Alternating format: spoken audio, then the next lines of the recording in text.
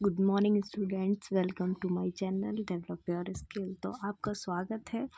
आज हम स्टार्ट करेंगे टॉपिक माय स्कूल। आज हम ऐसे राइटिंग करेंगे और माय स्कूल पर ऐसे कैसे लिखते हैं हम आपको बताएंगे। ठीक है, चलिए हम स्टार्ट करते हैं। सबसे पहले हम क्या हेडिंग डालेंगे, इट्स नेम एंड सिचुएशन। उसका नाम और स्थिति, वह कहाँ स्थित है। ठीक है, देखिए, I study in government high school इन दिल्ली। मैं दिल्ली के सरकारी विद्यालय में पढ़ता हूँ। ठीक है, देखिए, गवर्नमेंट हाई स्कूल को, राजकीय विद्यालय जो होते हैं उनको हम बोलते हैं गवर्नमेंट हाई स्कूल। ठीक है, जो 10th तक होता है। फिर it is a famous school of city. वह शहर का सबसे प्रसिद्ध विद्यालय है। It is situated on the main highway in Delhi, मतलब दिल्ली। वह दिल्ली के मुख्य हाईवे पर है। ठीक है, मुख्य हाईवे पर स्थित है। इट्स बिल्डिंग, उसकी इमारत, the building of our school, हमारे विद्यालय की इमारत, is very large and beautiful, बहुत ही बड़ी और खूबसूरत है। There are 40 rooms in my school, मेरे विद्यालय में कितने कमरे हैं? 40 कमरे हैं। एंड अ बिग हॉल, और इन इट, एक बड़ा कमरा, हॉल बोलते हैं बरामदा, इन इट, उसमें है। There is a big playground in it, और उसमें एक बड़ा खेलने का मैदान भी है।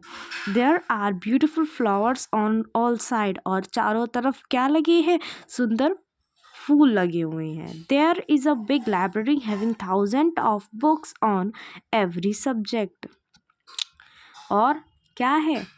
चारों, मतलब हमारे विद्यालय में क्या है? एक लाइब्रेरी है जिसमें क्या है?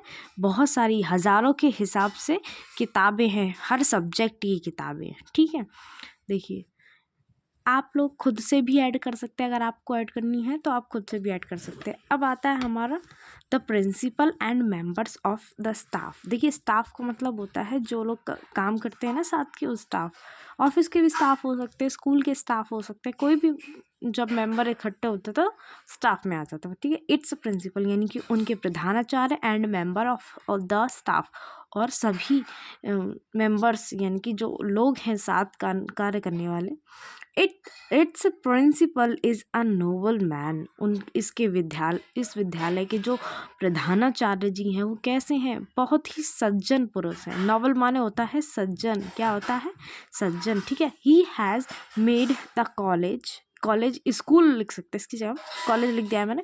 व्हाट इट इज़ टुडे, देखिए, उन्होंने इमारत को, इस स्कूल को बनाया है, जो आज जो कुछ भी है वो इन्हीं की वजह से। ठीक है, all the teachers of the school are very high qualified and experienced. जितने भी जो हमारे विद्यालय के अध्यापक गण हैं वो सभी बहुत उच्च शिक्षा प्राप्त किए हैं और वो एक्सपीरियंस्ड हैं। ठीक है, एक्सपीरियंस्ड मतलब अनुभवी हैं।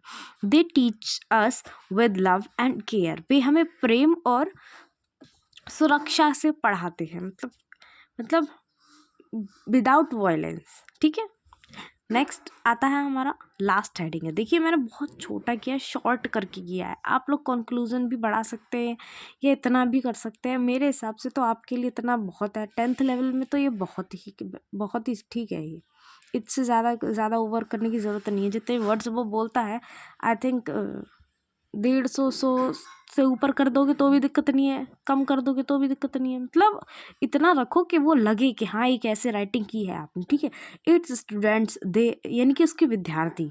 There are about 3000 student in this school, वहाँ कितने विद्यार्थियों की संख्या है? कुल विद्यार्थियों की संख्या है वहाँ 3000। ठीक है, the students of this school are honest, इस विद्यालय के जो विद्यार्थी हैं वो ईमानदार हैं, हार्ड वर्किंग, कठिन परिश्रमी, मेहनती, एंड ओबीडियंट, और आज्ञाकारी हैं। दे आर डिसिप्लिन्ड, और वे अनुशासनिक हैं। ठीक है, यहाँ तक देखिए, डिसिप्लिन्ड है, ओबीडियंट है, हार्ड वर्किंग, ऑनेस्ट, ये जो मीनिंग्स है ना, ये इन पर आपको बहुत ध्यान देना है। चलिए फिर से एक बार देखते हैं। माई स्कूल आपको किसी भी तरीके से पूछ सकता है। ये माई स्कूल से भी पूछ सकता है, माई कॉलेज से भी पूछ सकता है। दोनों में से आपको किसी से भी पूछे तो आप देखना, अगर माई स्कूल पे है तो आप इसी तरीके से लिखना, अगर माई स्कूल पे है, माई कॉलेज पे है तो आप स्कूल की जगह कॉलेज लिख देना, सिंपल। नेक्स्ट हम देखिए, इट्स नेम एंड सिचुएशन, यानी कि उसके नाम और उसकी स्थिति कहाँ दर्शाता है। मतलब हम उसके बारे में, ये कौन सी जगह पे स्थित है, क्या नाम है इस स्कूल का, इसकी कितनी विख्यातता है, कितना प्रसिद्ध है ये हमारे लोकल एरिया में या स्टेट एरिया में, जहाँ पे भी ये स्थित है वहाँ की बात करनी है। ठीक है, इट्स बिल्डिंग, उसकी इमारत की बात करते हैं। देखिए इमारत में कुछ भी देखिए यहाँ पे हम लोगों ने देखो बिल्डिंग के बारे में दिया है कि इसकी बिल्डिंग इतनी सुंदर है। ठीक है, वह इतनी बड़ी है, इतनी सुंदर है। ठीक है, उसमें कितने कमरे हैं। देखिए हम खुद से भी बना सकते हैं। The rooms are airy. ठीक है, देयर इज़ बिग गार्डन। बहुत सारी चीज़ें हम अपने आप ऐड कर सकते हैं। तो ज़रूरी नहीं है कि आप हमेशा कॉम्प्लिकेटेड चीज़ें ही याद करें। आप अपनी तरफ से इजी लैंग्वेज को बनाइए और याद कीजिए। ठीक है, ये एक वे है। आपको हेडिंग देनी है, आपको ये देना है, अंडरलाइन करके हेडिंग्स देनी है आपको, क्योंकि आपका जो वर्क होता है ना वो हेडिंग से अलग दिखाई देता है, अट्रैक्टिव लगता है। ठीक है, तो ऐसे राइटिंग भी आपको ऐसे करनी है कि आपको समझ में आ जाए कि आपको क्या करना है। ठीक है, देखिए अब इसमें देखिए लाइन्स क्या कह रहा है। अब the building of our school is very large. तो हमारे विद्यालय की क्या है, इमारत है ना वो बहुत बड़ी है। ठीक है, तो बहुत बड़ी है, खूबसूरत है। तो यहाँ अपनी जो बिल्डिंग है यानी कि जो इमारत है उसकी गुणवत्ताओं के बारे में बताएंगे। तो या वो 16th फ्लोर है, 4th फ्लोर है, या जितने भी फ्लोर की है उतने फ्लोर की। अगर उसमें लिफ्ट फैसिलिटीज़ के बारे में बताइए। पानी की व्यवस्था कैसी है, प्लेग्राउंड कैसा है, हाँ, स्पोर्ट ग्राउंड, और भी बहुत सारी चीज़ है। तो टेम्पल होता है। ठीक है, स्कूल में टेम्पल की वो होती है। और भी बहुत सारी चीज़ें हैं। मंडे टू सैटरडे क्या होता है, किसी स्कूल का कुछ प्लान होता है, किसी स्कूल का कुछ प्लान होता है। तो उस हिसाब से बताइए आप आपके स्कूल में जो भी आपके स्कूल का, आप अपने स्कूल को लेके चलिए ना। आपने अपने स्कूल में क्या देखा है, क्या चीज़ है आपके स्कूल में, आप अपने स्कूल की तारीफ़ किस तरीके से करना चाहेंगे वैसे। देखिए there are a beautiful flower और ऑन ऑल साइड।